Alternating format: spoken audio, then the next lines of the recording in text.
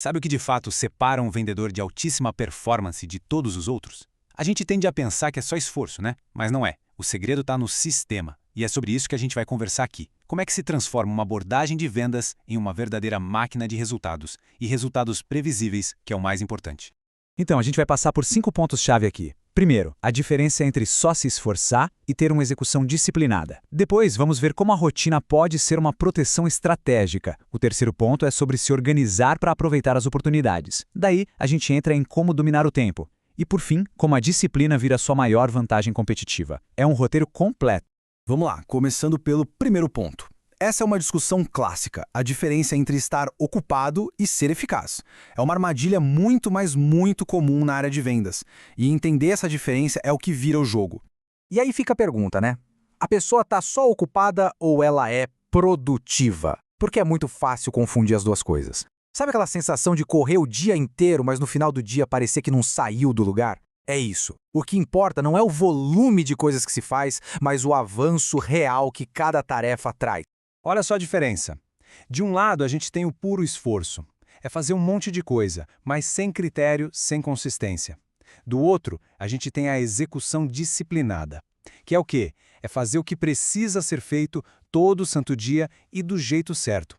É a diferença total entre o caos e o método. Tá, mas como é que se identifica um vendedor disciplinado? Simples. Ele opera com base em processo, não em impulso. Ele não fica esperando a motivação bater na porta para começar a trabalhar. Não. Ele tem um método e simplesmente repete, dia após dia, os comportamentos que ele sabe que funcionam. E é aqui que tudo se conecta. Anota aí. Resultado em vendas não é mágica, é consequência. É quase matemático. Se as ações são previsíveis e bem executadas, os resultados também vão ser.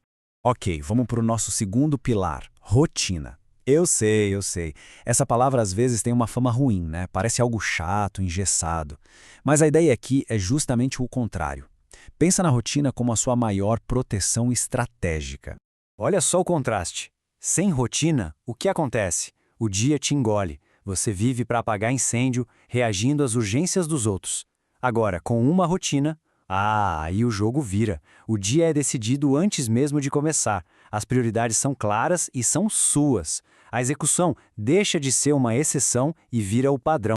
E como é essa rotina na prática? Bom, a gente pode pensar em 4 blocos mínimos por dia. Passo 1, preparação.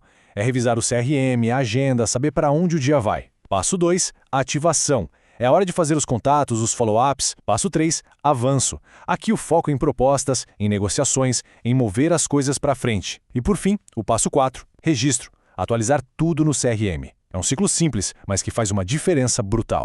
E aqui tem uma regra de ouro, viu? É muito melhor ter uma rotina simples, mas que é executada todo santo dia, do que ter aquele plano super complexo, super perfeito que acaba abandonado na segunda semana.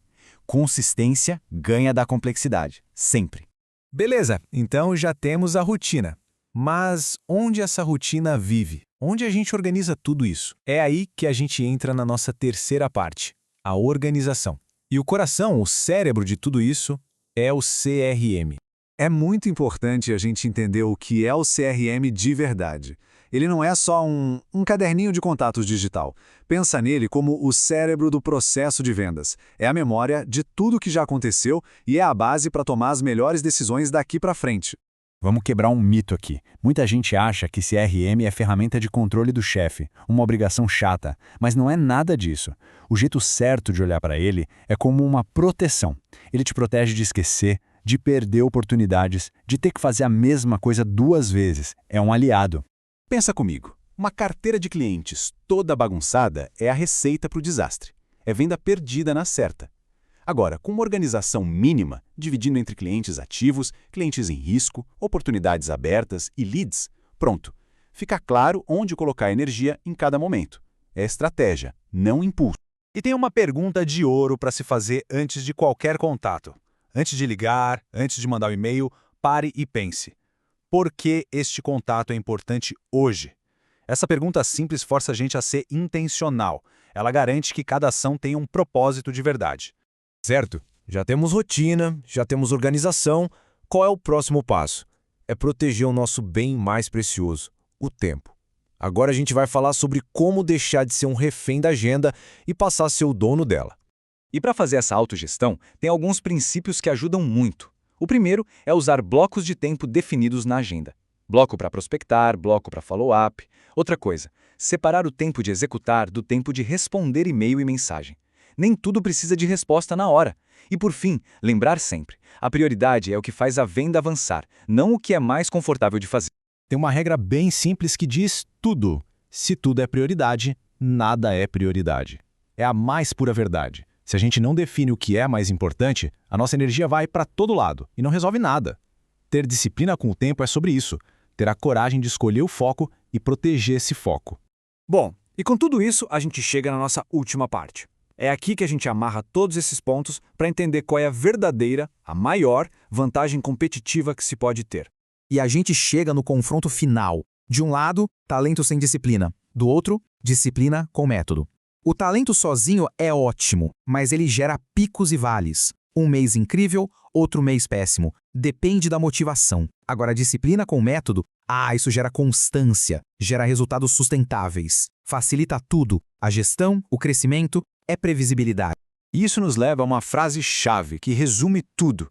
O processo de vendas não quebra por falta de esforço num dia específico.